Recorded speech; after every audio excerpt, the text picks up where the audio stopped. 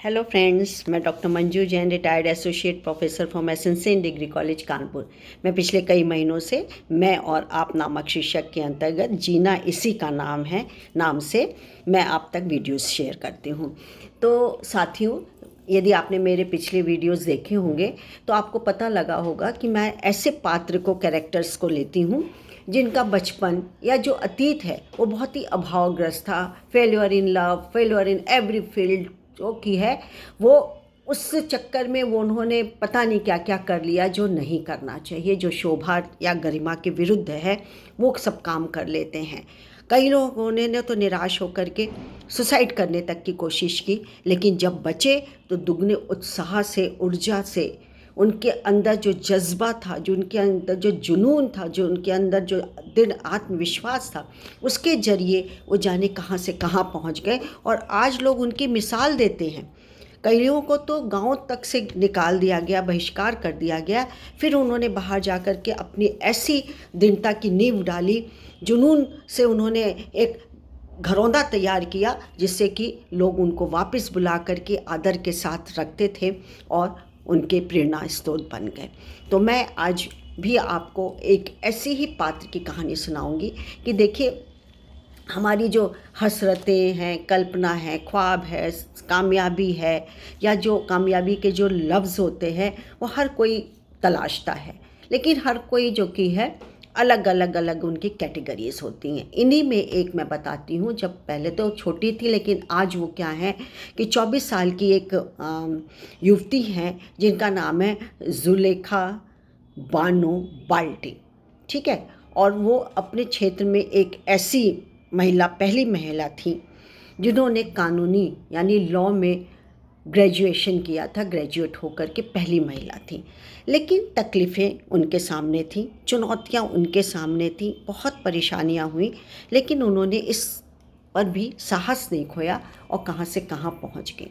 तो मैं बताती हूँ आपको कि देश का बंटवारा यानी हमारे जो पाकिस्तान और हिंदुओं का बंटवारा जब हुआ था उस समय की बात है, तो भारत का ही एक हिस्सा था जिसमें कि बाल्टी ने जन्म लिया था।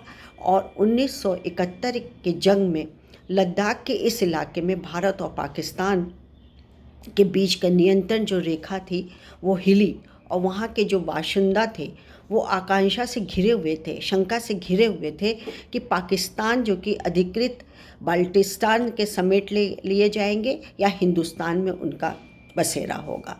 खैर, वो अंत में बाल्टिस्तान में ही रहीं और हमारे मतलब भारतवर्ष में थी, और उनका यही इरादा था कि किसी तरीके से ये जो कि घुसपैठियों का सिलसिला चल रहा है, थम नहीं रहा है, उसको भारतीय फ़ौज किसी तरीके से हटा दे, यानी जवाबी कार्रवाई कर दे।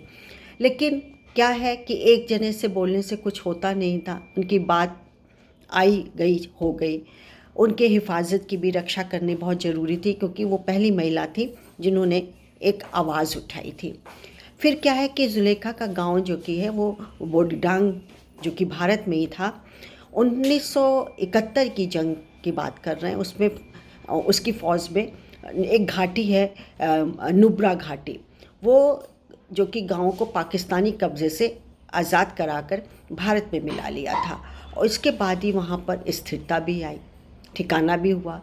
फिर भी दशकों तक तो वहाँ पर ना तो दूरसंचार, न ट्रांसपोर्ट, न मीडिया और ना ही किसी को टावर लगाने की इजाज़त थी, कोई नहीं। और वहाँ पे टूरिस्ट भी भ्रमण के लिए नहीं आते थे, मना कर देते थे, बहुत दिक्कत होती थी उनको।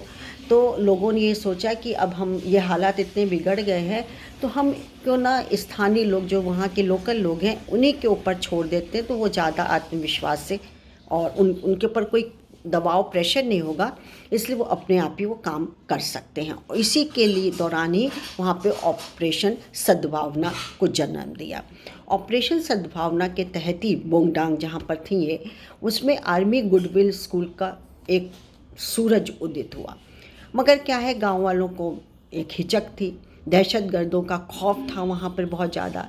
ऐसे में बोगडांग जो कि के नंबर में अहमद शाह बाल्टी ने अपनी 2 बेटियों जुलेखा और शेरीन फातिमा, और एक बेटा भी था उनका शब्बीर नाम का, तो उनको इस स्कूल में भेजा। अहमद अपनी जो कि पारिवारिक मजबूरियों के कारण खुद नहीं पढ़ सकते, सिर्फ 8वीं जमात तक घिसट घिसट के पढ़ पाए थे, और उन्हें अंदर ये चोट खाती थी, ये मलाल रह गया था कि मैं तो पढ़ा लिखा नहीं, लेकिन मेरे तीनों बच्चे किसी तरीके से तालीम हासिल कर लें, और अच्छी तालीम हासिल करें, ऐसी वैसी नहीं कि बीच में उनको छोड़ना पड़े। और इस फौजी पहल ने जैसे उनके सपनों को एक नई दिशा भी दी, क्योंकि उन्हें अवसर मिल गया था अपने बच्चों को पढ़ाने के लिए।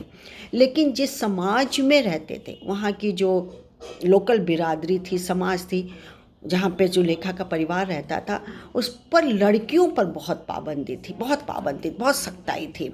और अहमद शाह के इस कदम को कि उनकी जो कि हिम्मत है, तो उनकी हिम्मत भी इस आगे हार गई, क्योंकि उनको प्रताड़ित किया जाता था, उनके बच्चों पर लांछन लिया जाता था, जबकि सरकार की तरफ से उनको इजाज़त थी, लेकिन फिर भी समाज से बहिष्कृत कर दिए गए थे। फिर क्या हो गया कि स्कूल के जलसे से जुलेखा का डांस होता था, और शेरोन भी गाना गाती थी अपनी उसमें। तो गाँव के कुछ प्रतिभाशाली जो थे, मौलवी थे, काजी थे और प्रसिद्ध लोग थे, वो जुलेखा के परिवार पे मज़हब के खिलाफ जो कि है भटकने से का आरोप लगा दिया, और इससे अहमद शाह जो कि थे उनके ईमान धर्म पर भी चोट पहुंची। लेकिन उन्होंने झुकने से इनकार कर दिया। जाहिर है इसका अंजाम तो बुरा ही होना था। खैर, जुलेखा के परिवार का गांव बिरादरी से बहिष्कार कर दिया गया, और उनको मस्जिद में आने जाने में रोक लगा दी गई कि आप किसी भी तरीके से आप मस्जिद में आ जा सकती नहीं है, उनके पूरे परिवार को। अब मासूम जुलेखा को समझ में ही नहीं आ रहा था, बहुत छोटी थी उस समय, कि ये क्यों हो रहा है, ऐसा क्यों है कि हम लोग को मंदिर मस्जिद में नहीं जाने दिया जाता है, या हमको पढ़ाई तालीम नहीं दी जाती, बीच में छोड़ दी जाती, इजाज़त क्यों नहीं, उनको समझ में नहीं आता। और ये बात जुलेखा के दिमाग में, दिल में घर बैठ गई। बहुत दुखी रहती थी, बहुत पीड़ित रहती थी, और हर समय गुमसुम रहने लगी, उनको बहुत चोट पहुंचती थी। इसका असर साफ दिखता था। तो पिता ने क्या किया कि जुलेखा और शब्बीर को पढ़ाई के लिए उनको देहरादून भेज दिया, और बाकी परिवार जो कि था वो लेह में ही रहने लगा। अब जुलेखा क्या है, जुलेखा उस समय 4वीं जमात में थी, सिर्फ 4th स्टैंडर्ड में थी, अबोध मन था बिल्कुल।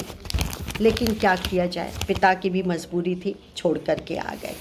फिर पिता को अपनी मनपसंद, यहाँ तक कि उनकी परवरिश के लिए और देहरादून में उनके हॉस्टल में भेजने की फ़ीस, पढ़ाई की फ़ीस के लिए उनको, अहमद को यानी जुलेखा के फादर को, पिता को, अब्बू को अपनी मनपसंद गाड़ी और जो कि ज़मीन वो भी बेचनी पड़ी। इससे जो कि है वो बहुत ज़्यादा परेशान हो गई, और उन्होंने ठान लिया कि अब मेरे को कुछ करना ही करना है, इस तरह चुप रह करके अब काम नहीं चल सकता।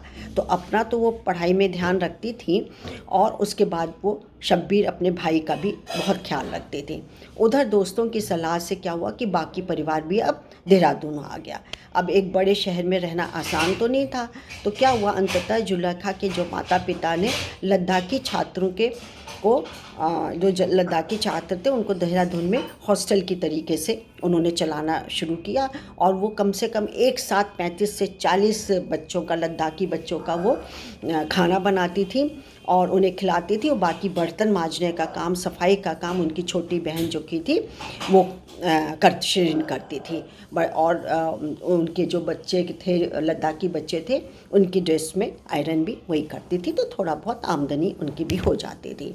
और जुलेखा और अन्य जो भाई बहनों ने माता पिता को निराश नहीं किया, और शब्बीर बीटेक करके मुख्य धारा से जुड़ गए। तो शेरीन फातिमा जो की थी, छोटी बहन शेरीन, वो 12वीं तक पढ़ के गायन को अपना कैरियर बना लिया था, और बालिस्तान तक उनकी लोक गायकी अभी भी मशहूर है शेरीन की। और लगभग करीब 10-12 साल, एक दशक के बाद जो बहिष्कार अपने गांव से कर दी गई थी, जुलेखा और उनके परिवार फिर से गले लगा लिया उस गांव ने।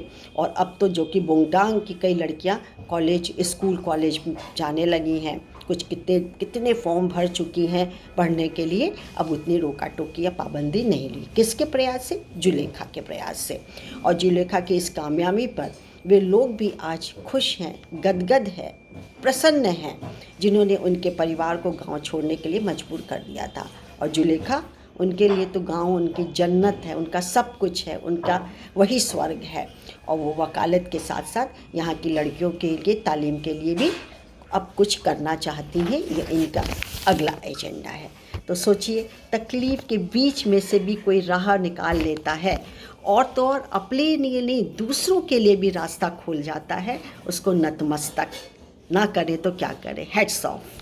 तो ये किस्सा है। तो इतना ही है आज के लिए, बस इतना ही। फिर मुझे इजाज़त दीजिए, फिर मैं एक नए सोच के साथ, एक नए जीना नाम के साथ, जीना इसी का नाम है, मैं एक किरदार को लेके आऊँगी, तो आपको अच्छा लगेगा। तब तक के लिए मुझे क्या दीजिए, नमस्कार, थैंक यू।